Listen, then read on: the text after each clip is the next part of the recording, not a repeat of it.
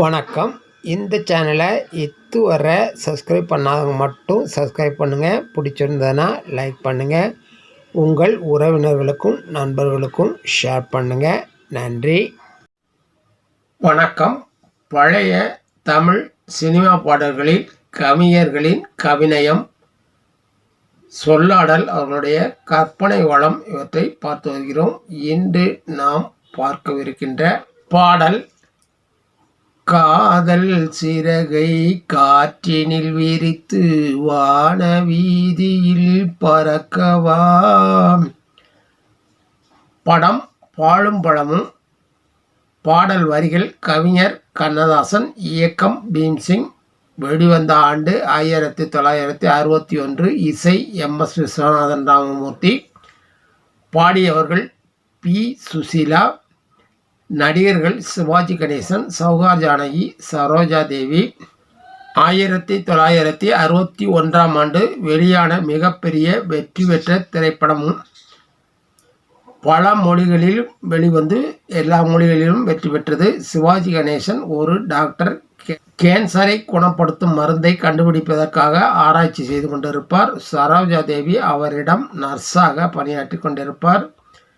சரோஜா தேவியின் தந்தை இறந்த பிறகு அவரை திருமணம் செய்து கொள்ள சொல்வார் சிவாஜி. இந்நிலையில் லேபில் தொடர்ந்து வேலை செய்ததால் டிபி என்ற காச நோய்க்கு ஆளாகி விடுவார் சரோஜா தேவி. சிவாஜி தன் ஆராய்ச்சியின் இறுதி கட்டத்தில் இருப்பார். இந்நிலையில் சரோஜா தேவியை கவனிப்பதிலேயே தன் முழு கவனத்தையும் செலுத்தி தன் ஆராய்ச்சியை தொடர மாட்டார்.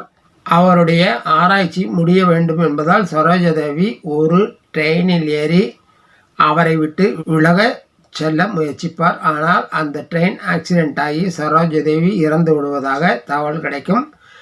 அதன் பிறகு சிவாஜி மனம் உடைந்து போய்விடுவார். சௌகார் ஜானகியை திருமணம் செய்து வைத்து விடுவார்கள். இருவருக்கும் அடிக்கடி சண்டையிடுவர். ஒரு முறை சண்டையில் சிவாஜி தன் கண்களை இழந்து விடுவார். காச நோய்க்கு சிகிச்சை அளித்து குணமாகி இந்தியா திரும்பி விடுவார் சரோஜா தேவி. அங்கு வந்த அவர் சிவாஜிக்கு திருமணம் நடந்திருப்பதையும் அவர் குருடாக இருப்பதையும் பார்த்து அவருக்கு நர்ஸாக மீண்டும் சேர்ந்து விடுவார். சிவாஜிக்கு சரோஜா தேவியின் குரல் பரிச்சயமானதாக இருந்தாலும் அவரை அடையாளம் கொண்டு கொள்ள முடியாது. இப்படியே கதை செல்கிறது. சிவாஜியின் கண்கள் குணமானதா? கேன்சருக்கு மருந்து கண்டுபிடித்தாரா? சரோஜா தேவியுடன் சேர்ந்தாரா என்பதுதான் கதை. பாடல் அனைத்தும் இனிமை. கண்ணதாசனின் வரிகள் அனைத்தும் கதையை ஒட்டியே பிரதிபலிப்பதாக அமைந்திருக்கும். கவிநயம் மிக்கதாகவும் அமைந்திருக்கும். நீங்களும் ஒரு முறை பாடலை கேட்டு பாருங்கள்.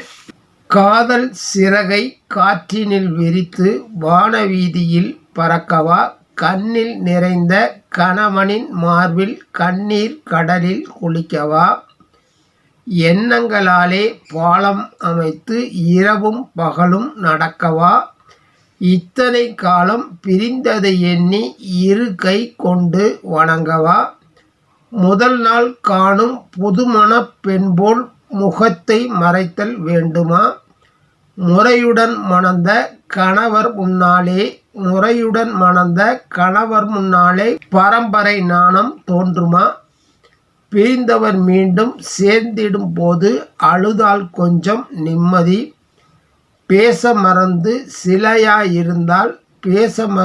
சிலையாயிருந்தால் அதுதான் தெய்வத்தின் சன்னதி. மிக மிக அற்புதமான வரிகள், எளிமையான நடை. பாடலை மீண்டும் கூறுகிறேன். காதல் சிறகை காற்றினில் விரித்து வான வீதியில் பறக்கவா, கண்ணில் நிறைந்த கணவனின் மார்பில் கண்ணீர் கடலில் குளிக்கவா, எண்ணங்களாலே பாலம் அமைத்து இரவும் பகலும் நடக்கவா, இத்தனை காலம் பிரிந்ததை எண்ணி இரு கை கொண்டு வணங்கவா, முதல் நாள் காணும் புதுமண பெண் போல் முகத்தை மறைத்தல் வேண்டுமா, முறையுடன் மணந்த கணவர் முன்னாலே பரம்பரை நாணம் தோன்றுமா, பிரிந்தவர் மீண்டும் சேர்ந்திடும் போது அழுதால் கொஞ்சம் நிம்மதி. பேச மறந்து சிலையாயிருந்தால் அதுதான் தெய்வத்தின் சந்நிதி. காதல் சிறகை காற்றினில் விரித்து வானவீதியில் பறக்கவா. மிக அற்புதமான இனிமையான பி. சுசீலாவின் குரலில் உருவான பாடல். நீங்களும் ஒரு முறை பாடலை கேட்டு பாருங்கள், அருமை புரியும். நன்றி, வணக்கம். மீண்டும் சந்திப்போம்.